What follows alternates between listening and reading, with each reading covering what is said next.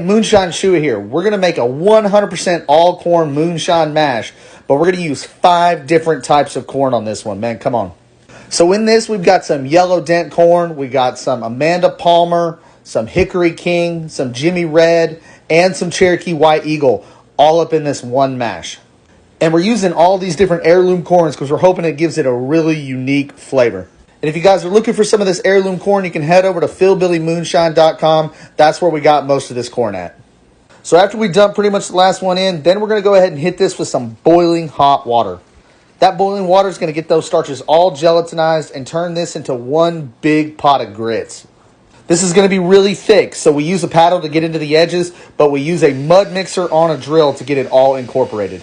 You can see once those starches all gelatinized, then we're going to hit this with some Broken Bones high temp alpha amylase. This enzyme is going to break those starches down and convert everything over into dextrins.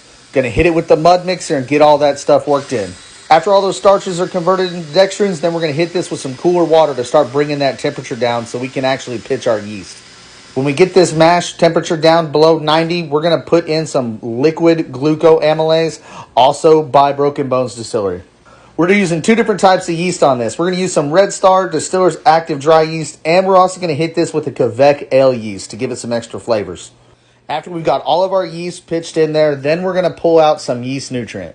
And for this one, we're going to use BSG Fermax yeast nutrient. It's got everything you need in it. It's got some diammonium phosphate, some trace minerals, the nitrogen, everything's in there. Go ahead and get some of that in there as well. Then we're going to mix this up, incorporate, aerate it one last time, and then we're going to go ahead and grab a lid, throw it on top of this, and let this ferment for about 5 or 6 days until it's completely done. Hey, y'all, thanks for watching.